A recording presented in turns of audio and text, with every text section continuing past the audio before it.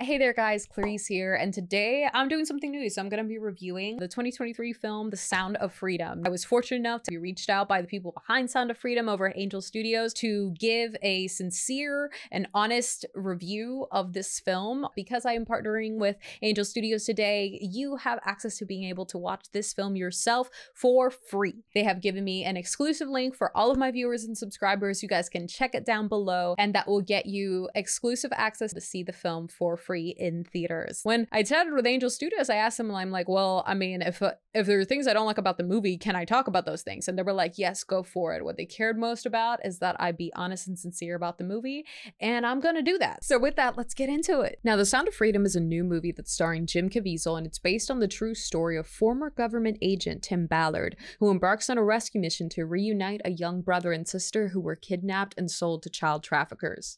And I think Jim Caviezel, who plays Tim Ballard, I know him as Jesus from The Passion of the Christ. I always enjoy seeing what Jim Caviezel will bring to a role. He plays the character of Tim Ballard with a lot of true, vulnerable authenticity and a really heavy vulnerability, especially his eyes. You can just see so much of that pained expression in him. There is so much time in this movie for a Hollywood thriller action genre film. It takes so much time building the humanity between these characters that is part of what makes me give it much higher of a recommendation. This film really has its audience look at the reality of how horrible human trafficking can be and shows you a glimmer of hope. That is the approach that this film has, as opposed to kick ass and take names. This film is far more grounded and far more authentic and takes the time to properly earn its ending. It takes the time. It lets scenes breathe. It's not trying to hit you with the next big action set piece that it promises. And it's really nice that it does that, because this film did not have to. Now, this is a very serious, very heavy film. I say this as someone who actually grew up in one of these third world countries, and I will say that the first half of the film is definitely the most intense as opposed to the second half. There were many instances in the beginning that truly reminded me of my childhood and being told the things to do and not to do to avoid these kinds of things happening. Because in third world countries like where I grew up, this is a very, very real thing. And obviously this happens all over the world. So to just see that portrayed very authentically and honestly, it really evoked a lot of emotion in me, and I think the film did it well. I think it did the most that it could. Given its PG-13 rating, I think that this film treads the line of what is too much and what could be seen as exploitative or gratuitous, and it treads it with grace. I think this film does a very good job at showing its audience exactly how much information they need to be able to have the context of what is happening without showing you too much. It takes a more implied approach, and I love it for that so much, because I can't tell you how often I have seen films that are about very serious subject matter and then it becomes too exploitative where they show those acts. And this film does a very similar thing with its serious subject matter on child sex trafficking. It utilizes the reactions in the incredibly heartbreaking performances from these child actors. Like, I don't know where they found these kids.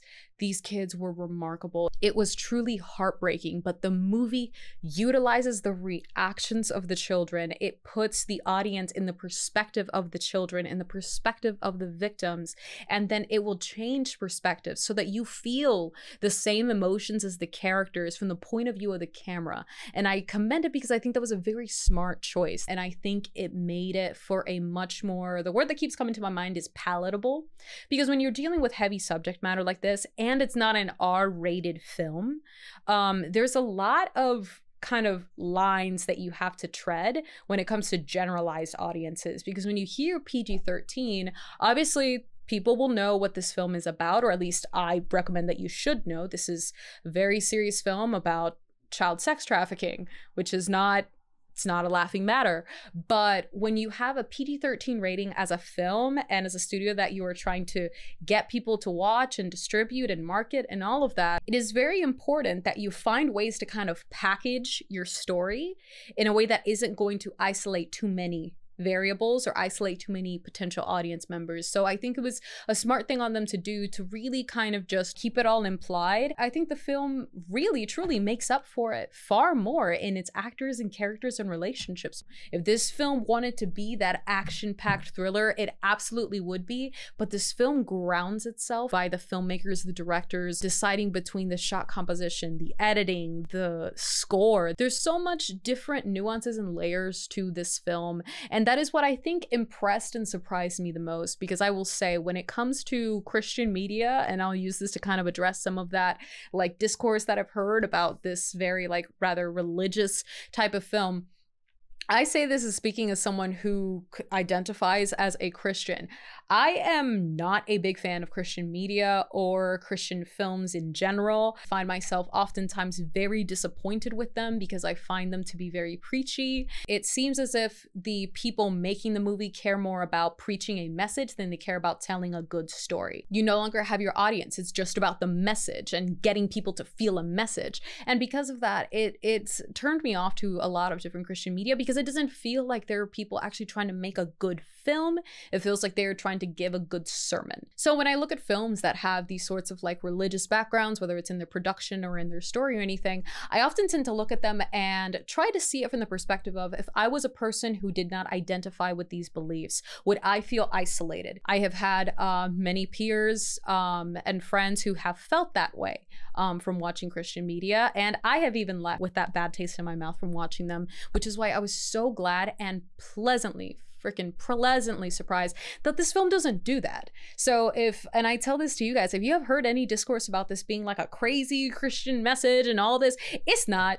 It's not. If I didn't know the studio behind it, I don't know if I would know that this was Christian media, because it takes the filmmaking seriously. And for that, I am very grateful. I am genuinely I'm so grateful because they take the story seriously. And for me, just as an avid moviegoer and a person that loves films, that's what I care about. I just care about you telling me a good story. This was a shit story, I would tell you it's a shit story. But what I will say is this is a simple story. This is not a complex 4 layers deep, nuanced look at human trafficking. This is a very honest, truthful, authentic film about the remarkable rescue of these trafficked people, of these children, and it utilizes the through line of these innocent children to tie in its audience to really tell you that it's really about them, their drive to see each other again, this brother and sister separated so young, but this drive to find their way to each other again. I will say this movie is not perfect in any stretch of the means. It does come with its flaws.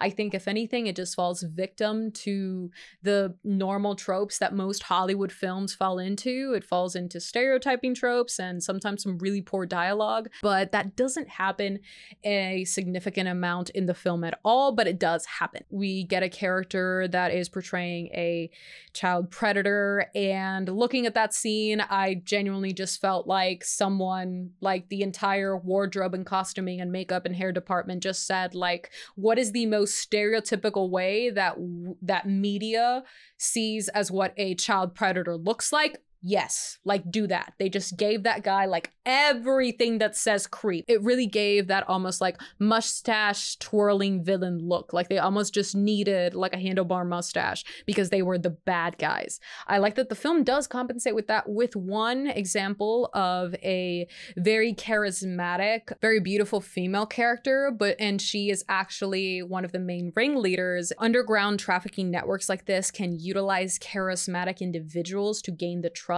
and how people that are most likely to fall victim into human trafficking tend to fall victim at the hands of perpetrators that they trust and already know. So I like that the film painted that. As far as some of the other villains within the film, I think the film could have expanded its viewpoint more, but I'm not going to expect that entire level of nuance in a PG-13 film that's only 2 hours. That's an action thriller.